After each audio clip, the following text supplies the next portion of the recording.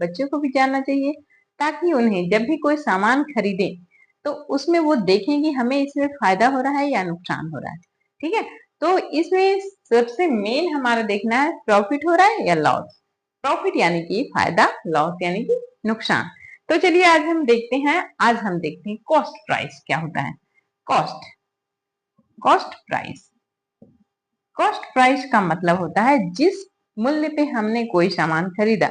मान लीजिए मैंने ये पेन 10 रुपीज में खरीदा, तो इस पेन का कॉस्ट प्राइस क्या हुआ, 10 रुपीज। ओके, अब हुआ सेलिंग प्राइस।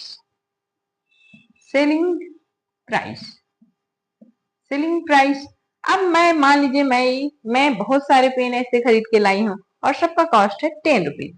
अब मैं इसे बेचूंगी, तो मैं अगर इसे 10 से अधिक रुपीज में बेचूंगी तो इसमें हमें प्रॉफिट होगा। यानी कि मान लीजिए मैं इसे 12 रुपीज में बेच रही हूँ, तो हमें क्या होगा, प्रॉफिट होगा 2 रुपीज का। तो हमें प्रॉफिट होगा तो कितने रुपीज का होगा, तो प्रॉफिट बराबर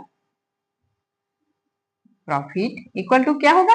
अब देखिए हमको 12 में माइनस करना पड़ेगा 10, यानी कि हमें 2, ये जो 2 है 2 रुपीज का हमें क्या होगा, प्रॉफिट होगा। तो हमको कैसे पता हुआ, हमें प्रॉफिट निकालने के लिए पता क्या करना क्या पड़ा है। 12 जो है ये सेलिंग प्राइस है, सेलिंग प्राइस को एसपी बोलते हैं, सेलिंग प्राइस शॉर्ट फॉर्म में, और कॉस्ट प्राइस को सीपी बोलते हैं। इक्वल टू हमारा क्या निकल जाएगा, प्रॉफिट। हमारा क्या निकलेगा, प्रॉफिट। ठीक है, इससे क्या निकलेगा, प्रॉफिट। और अगर हमने इस पेन को हमने 8 रुपीज में बेचा, बाय द वे हमने 8 रुपीज में इसे बेचा, बाय द वे इसमें कोई खराबी आ गई तो हमने इसे कितने रुपीज में बेचा, 8 रुपीज में। तो हमने कॉस्ट, जो हमारा कॉस्ट प्राइस है वो तो 10 रुपीज है, 10 रुपीज है, और हमारा सेलिंग प्राइस है वो 8 रुपीज है। यानी कि हमें इस पेन पे 2 रुपीज का नुकसान हुआ है, 2 रुपीज का क्या हो रहा है, नुकसान हो रहा है। तो जब हम लॉस निकालते हैं, लॉस निकालेंगे तो क्या करेंगे, selling price minus cost price, जो sorry cost price minus selling price. क्यों, क्योंकि कॉस्ट प्राइस हमारा 10 रुपीज है और सेलिंग प्राइस हमारा 8 रुपीज है। यानी कि हमें 2 रुपीज का क्या हो गया है, नुकसान हो गया है। 2 रुपीज क्या हुआ, नुकसान हुआ। क्या में, जब सेलिंग प्राइस, ये बस ध्यान देना है कि कॉस्ट प्राइस से अगर अधिक सेलिंग प्राइस हो गई तो हमें नुकसान हो रहा है, हमें लॉस हो रहा है। अगर कॉस्ट प्राइस से सेलिंग प्राइस अधिक है यानी कि हमें क्या हो रहा है, प्रॉफिट हो रहा है। तो हमारा बस ये जो चैप्टर है वो पूरा चैप्टर प्रॉफिट एंड लॉस पे डिपेंड करता है कि आप प्रॉफिट हो रहा है या लॉस हो रहा है। जैसे हम एक हमारा कॉस्ट प्राइस एक है 145 रुपीज, हमारा कॉस्ट प्राइस है, और सेलिंग प्राइस है कितना है, 165। अब देखिए ये कॉस्ट प्राइस है और ये सेलिंग प्राइस है। तो हम देख रहे हैं कॉस्ट प्राइस यानी कि जो क्रय का खरीदने का मूल्य है 147 है, सॉरी 45 है, और सेलिंग प्राइस है 165। तो ये अधिक है, तो जैसे ही यह अधिक होता है हमें क्या हो जाएगा, प्रॉफिट। क्या होगा, प्रॉफिट। और प्रॉफिट बराबर होता है क्या, selling price minus cost price. अब सेलिंग प्राइस हो गया 165 माइनस 145। हमारा पे 5 में 5 माइनस किए तो 0 हो गया, 6 में 4 माइनस किए तो 20। तो हमारे कितने रुपये, 1 में 1 माइनस किए तो 0, यानी कि 20 रुपीज। 20 रुपीज का हमें क्या हो रहा है, प्रॉफिट हो रहा है। 20 रुपीज का प्रॉफिट हो रहा है, यानी हम लिख देंगे प्रॉफिट इक्वल टू 20 रुपीज। ठीक है, अब वैसे ही दूसरा हम देखते हैं, दूसरा एग्जाम्पल देखते हैं जहां पे हमें क्या हो रहा है, हमें प्रॉफिट लॉस हो रहा है, लॉस हो रहा है। तो हम क्या करेंगे, देखिए हमारा कॉस्ट प्राइस है यहाँ पे 500 640, और हमारा सेलिंग प्राइस जो है, सेलिंग प्राइस है वो है 635 रुपीज। यहाँ रुपीज को पहले लिखते हैं। ठीक है, अब देखिए जैसे ही हम देखते हैं कॉस्ट प्राइस 640 है और सेलिंग प्राइस 635 है, हम देख रहे हैं कि ये जो प्राइस है वो कम है, यानी कि हमें क्या हो रहा है, लॉस हो रहा है, हमें लॉस हो रहा है। और लॉस बराबर जो ज्यादा रहता है उसी में माइनस करेंगे कम को, तो cost price minus selling price. जब लॉस होगा तो क्या करेंगे, cost price minus selling price, यानी कि 640 माइनस 635। ओके, तो हमारे पास 0 में 5 माइनस किए तो क्या होगा, ये कैरी वो बोरो करेगा तो यहाँ पे 10 हो, 10 में 5 माइनस हुआ तो 5, और ये 3 में 3 माइनस हुआ तो 0 और 0, यानी कि हमारे पास 10 रुपीज बचा, रुपीज का नुकसान हो रहा है। तो लॉस बराबर क्या हो गया, 5 रुपीज, लॉस बराबर 5 रुपीज। ये हम यहाँ तक देख लिए। अब चलिए देखते हैं, अगर हमें कॉस्ट प्राइस निकालना रहा तब हम क्या करेंगे।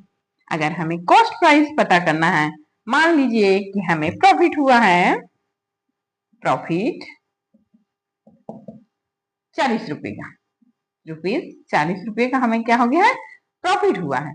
और हमारा है जो कॉस्ट प्राइस, अब मान लीजिए यहाँ पे दिया हुआ है कॉस्ट प्राइस, कॉस्ट प्राइस दिया हुआ है 100 रुपीज दिया हुआ है, कॉस्ट प्राइस कितना है 100।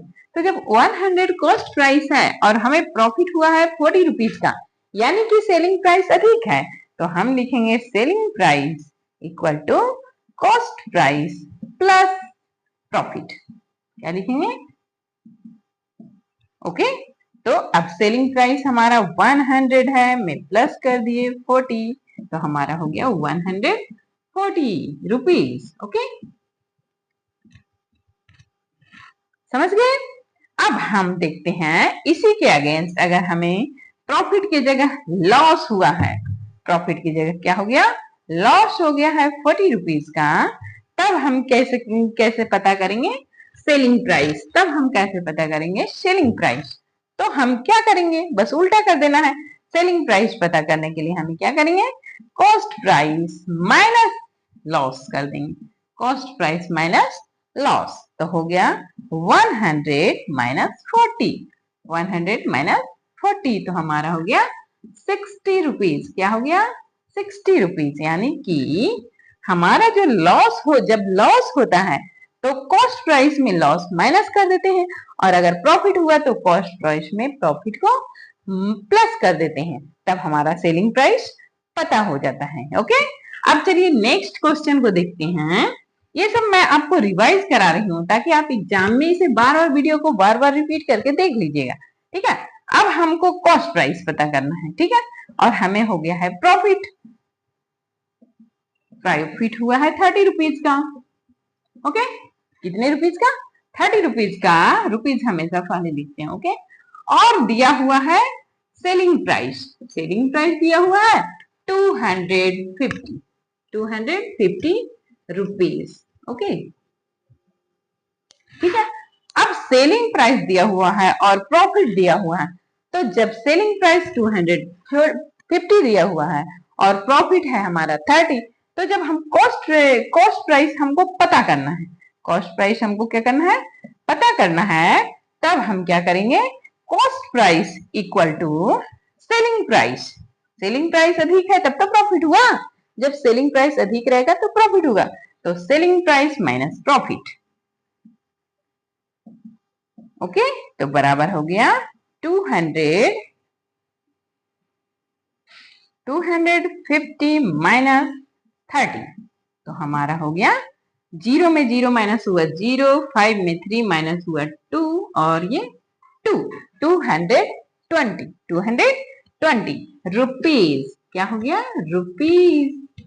ओके, तो जो हमारा कॉस्ट प्राइस है, अगर प्रॉफिट होता है तो सेलिंग प्राइस में से हम प्रॉफिट को क्या कर देते हैं, माइनस कर देते हैं, और इसी के अपोजिट जब लॉस हो जाता है, मान लीजिए कि हमें लॉस हो गया है 30 रुपीज का, लॉस हो गया है और हमें कॉस्ट प्राइस पता करना है, तो हम क्या कर देंगे, cost price equal to selling price में हम क्या करेंगे, प्लस कर देंगे लॉस को, सेलिंग प्राइस में लॉस को क्या कर देंगे, प्लस कर देंगे, क्योंकि लॉस तभी होगा जबकि कॉस्ट प्राइस जो होता है अधिक होगा। तो हम कर दिए 250 प्लस 30, तो हो जाएगा 0 में 0 प्लस हुआ 0 हो गया, 5 में 3 प्लस हुआ तो 8 हो गया, और ये हमारा 2 हुआ रुपीज।